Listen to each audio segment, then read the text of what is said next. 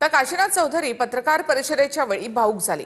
भाजपने पक्षप्रवेशाला स्थगिती दिल्यानंतर काशीनाथ चौधरींनी पत्रकार परिषद घेतली। पालघर साधू हत्याकांडामध्ये माझा संबंध जोडून प्रतिमा मलिन केली असं काशीनाथ चौधरी यांनी म्हटलंय।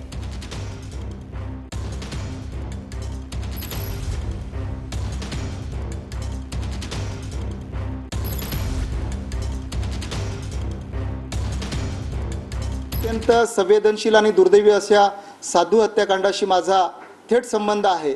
मी मुख्य आरोपी आहे असा संबंध जोडला गेला आणि त्या संदर्भातल्या माझी प्रतिमा मलिन झालेली आहे। कालपासून माझे कुटुंबीय आम्हाला सगळ्यांना प्रचंड मानसिक त्रास होत आहे। काही संबंध नसताना मी एका दुर्दैवी मुलगा माझा मुंबईला खोलीसला आहे।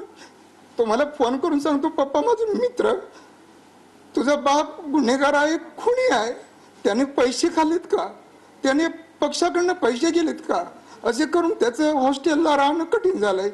त्याचा आज पेपर आहे, काल पेपर होता, आज तो पेपर द्यायला जात नाही। माझी छोटी मुलगी आहे 7 वर्षाची, ती टीव्हीवर बघून रडते, मला विचारते पप्पा हे काय चालू आहे, तुम्हाला का सारखं दाखवतायत, तुम्हाला गुन्हेगार का सांगतायत, आमचं जगणं मुश्किल केलेलं। मी खरंच मनापासून सगळ्यांना विनंती करतोय की याच्यामध्ये प्रचंड मानसिक त्रास होतोय, राजकारण एका बाजूला, परंतु इथे माझं कुटुंब भरडलं जातंय। एवढीच माझी विनंती सगळ्यांना आहे, कृपया याच्यामध्ये वेगळा रंग देण्याचा कोणी प्रयत्न करू नये। मुंबई आणि ठाण्यामध्ये सीएनजी पंपाबाहेर वाहनांच्या लांबच लांब रांगा लागल्या आहेत। महानगर गॅसच्या मुख्य पाईपलाईनमध्ये बिघाड झालाय, त्यामुळे 40 ते 45% रिक्षा टॅक्सी बंद असून अत्यावश्यक सेवेवर त्याचा परिणाम झालाय। मुंबई, ठाणे आणि नवी मुंबईत सीएनजी इंधनाच्या तुटवड्यामुळे सलग तिसऱ्या दिवशी प्रवाशांचे प्रचंड हाल झाले। सीएनजी पुरवठा बंद झाल्यानं मुंबई, ठाणे आणि नवी मुंबई परिसरातील बहुतांश पंपांवर सीएनजी मिळेनासा झालाय। चेंबूरमधील राष्ट्रीय केमिकल अँड फर्टिलायझर कंपाऊंडमधील गॅस अथॉरिटी ऑफ इंडिया मुख्य गॅस पुरवठा वाहिनीमध्ये बिघाड झालाय। ठाणे रेल्वे स्थानकामधील सॅटिस पुलावर प्रवाशांच्या बस गाड्यांसाठी रांगा लागल्या।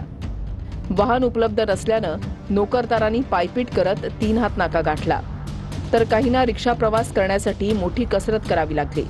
गेले 1 तासाच्या वरती आम्ही इथे लाईनीमध्ये उभे आहेत। गेले 2 दिवस आज सीएनजीचा प्रॉब्लेम चालू आहे, त्यामुळे रिक्षा भेटत नाही आम्हाला, त्यामुळे भरपूर प्रॉब्लेम होते। उबेर देखील आहेत, त्यावर बुक केली होती, त्याच्यावर दाखवते 150 रुपये आणि त्यांनी फोन केला, बोलतोय 250 रुपये देतो, येतो मी तिथे। सीएनजी का जो रेगुलर भाड़ा है और अभी सीएनजी नहीं होने के वजह से जो रिक्शे वाले हैं डबल टिबल पैसा ले रहे हैं। अभी क्या हम लोग की मजबूरी है, जाना है रिक्शे से, तो क्या है वो हिसाब से हम लोग को देना पड़ रहा है। 80 से 70 रुपये ले रहे हैं, जहाँ पे 40 रुपये लगता है वहाँ पे डबल ले रहे हैं भाव। आपलं पंप हाऊसवरून शेअरिंग रिक्षाचं 15 रुपये भाडं आहे, तिकडनं काल 30-30 रुपये घेतले एका पॅसेंजरकडून आणि 4 पॅसेंजर बसवले त्याने।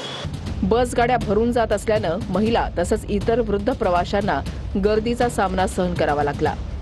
दुसरीकडे सीएनजी मिळवण्यासाठी स्टेशन्सवर वाहनांच्या लांबच लांब रांगा लागल्या। रिक्षा चालक आणि कॅब चालकांना सीएनजी पंपावर रांगा लावून मनस्ताप सहन करावा लागला। या ठिकाणी आता संगमजी सर्व रिक्षा ज्या पळत आहेत,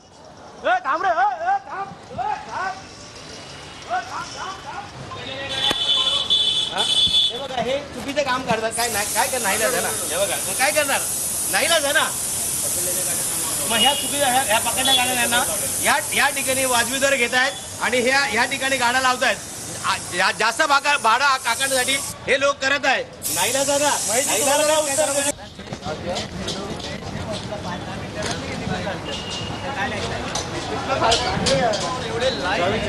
काय करू आम्ही लोक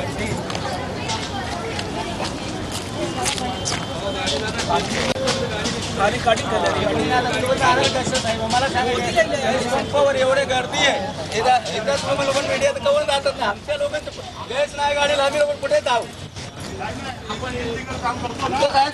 रेकॉर्ड झाली आता, आम्ही रेकॉर्ड केलेली आहे। आज 350 कुठे मागतो मैत्रा तू? पेट्रोल टाकले, अरे गाडीत पेट्रोल 350 होतात का? तू कुठल्या लुटतो नागरिकांना, का लुटतो? हा हॅलो, अरे मी काय म्हणतो नागरिकांची, अरे फोन ठेव साईडला आता, कळलं का तुला? मी काय म्हणतो, नागरिकांची वेळ जी आहे त्यांना मदत करायची आहे, तुम्ही 350 मागता. अरे कसल्या गाडी दाखव, तुझी गाडी पेट्रोल कसं सीएनजी आम्हाला कळायला दाखव त्याला. आम्हाला वारंवार तक्रार करते, तरी तुम्ही लोक हे करत नाहीये, कळा का तुम्हाला. मग